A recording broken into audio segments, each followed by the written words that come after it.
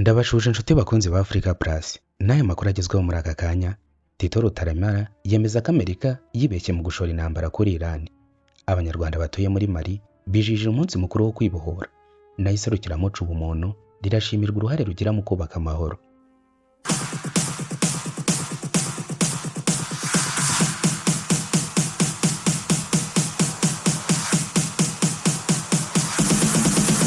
Tito Rutaremara, inararibonye mu bya politike, akaba n'umuyobozi w'urwego ngishwanama rw'inararibonye z'u Rwanda, yemeza ko Perezida Donald Trump wa Amerika ubu atazi icyo yafata n'icyo yareka, mbese ari mu gihirahiro.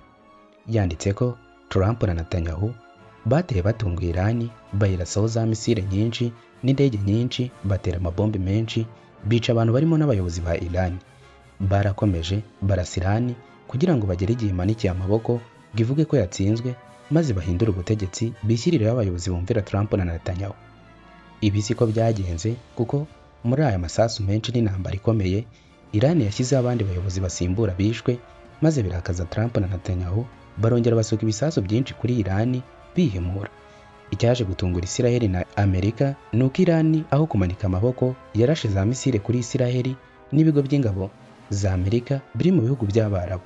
Iran yaritegereje ibona ko kubabaza Amerika ari ugukora ku bukungu bwayo, maze ifunga umuhoro wa Hormuz ucamo peteroli, amafumbire n'ibindi bikoresho bakoresha mu nganda.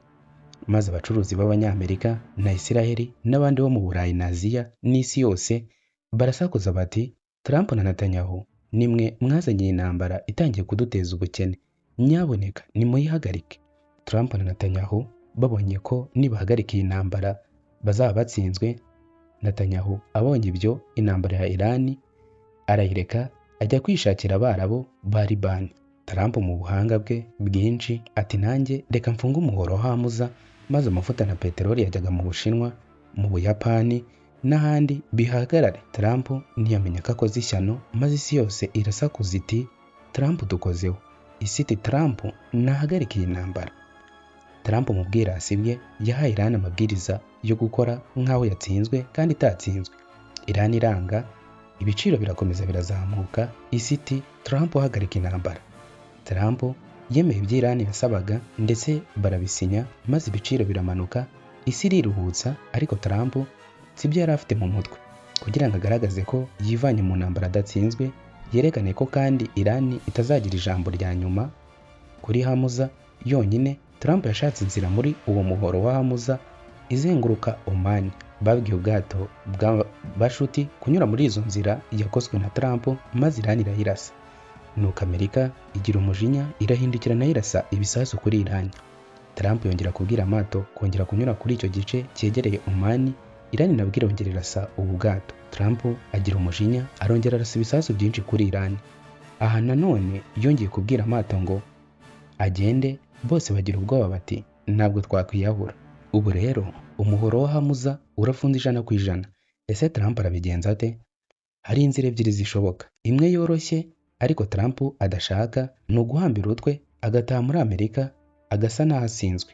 Iya kabiri ari nayo igoye cyane, ari nayo Trump yifuza ariko imukomereye, ni ukurasa igice cya Iran cyegereye igice cya Hormuz, bagashwanyaguza akantu kose gahari, barangiza bakambutsa abasirikare bakajya kuhafata. Trump akivuga ati, ndi umugabo nafunguye Hormuz. Kimwe, Iran iracyafite misile zishobora kurasa abasirikare ba Amerika bari muri ako gace.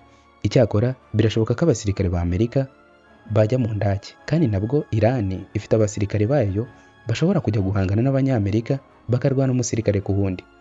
Isi yose izi ko umusirikare wa Iran azatsinda uwa Amerika, kuko umusirikare wa Iran afite impamvu arwanira kurengera igihugu cye. Uwa Amerika nta mpamvu, igihugu cye nicyatewe.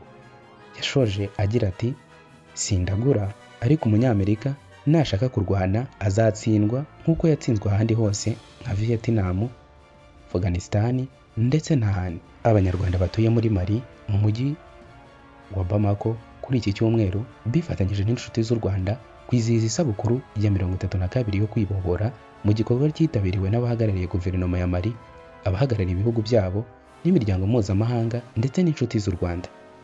Uwari uhagarariye guverinoma ya Mali muri ibi birori, Madamu Talao Asita Gaye, umujyanama muri Minisiteri y'Ububanyi n'Amahanga n'Ubutwererane Mpuzamahanga yagejeje ku Rwanda ubutumwa bw'ishimwe riturutse ku baturage na guverinoma ya Mali kuri uyu munsi w'ingenzi mu mateka y'u Rwanda.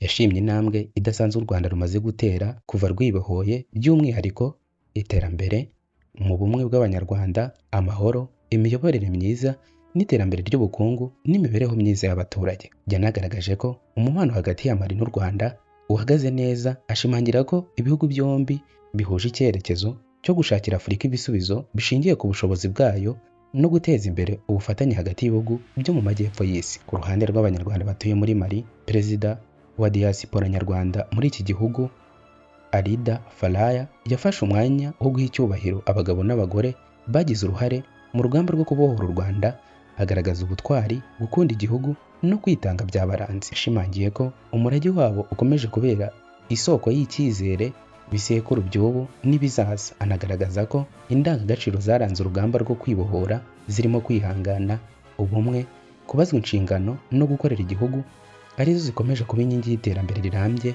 ry'u Rwanda. Naho umunyamabanga wa leta muri Minisiteri y'Urubyiruko n'Iterambere ry'Ubuhanzi, Sandrine Umutoni, yavuze ko ubuhanzi burenze kuba imyidagaduro gusa, ahubwo ko ari igikoresho gikomeye gifasha abantu gukira ibikomere, kwimakaza kwiyumvanamo ndetse no kubaka ahazaza buri wese ahuriyeho n'undi. Yabigarutseho kuri iki cyumweru ubwo yitabiraga umuhango wo gusoza iserukiramuco mpuzamahanga ry'ubuhanzi rizwi nk'Ubumuntu Art Festival 2026 wabereye ku rwibutso rwa Jenoside rwa Kigali ku Gisozi. Yasobanuye ko binyuze mu buhanzi abantu babasha gusangira amateka n'amarangamutima, bigafasha mu gusana imitima no kongera kubaka icyizere mu mibanire yabo. Sandrine Umutoni yashimiye iserukiramuco ku ruhare rikomeje kugira mu kugaragaza imbaraga z'ubuhanzi mu kubungabunga amateka, guteza imbere ibiganiro byubaka no gushimangira amahoro. Iserukiramuco mpuzamahanga ry'ubuhanzi ry'Ubumuntu Art Festival ryaberaga i Kigali kuva ku tariki ya 19 kugera 19 Nyakanga 2026 ku nsanganyamatsiko y'uyu mwaka igira iti Embracing Time, Holding On, Holding Together.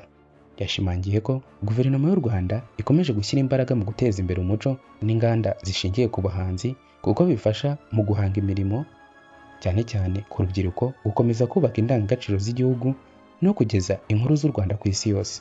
Minisitiri Umutoni yashimye kandi uburyo iri serukiramuco rikomeje gushyigikira impano z'abahanzi bakizamuka, anashimira abahanzi bo mu Rwanda no hanze yarwo, abafatanyabikorwa n'abaterankunga bagize uruhare mu gutuma Ubumuntu Art Festival 2026 iba igikorwa cy'indashyikirwa cyizihiza ubumuntu abantu basangiye.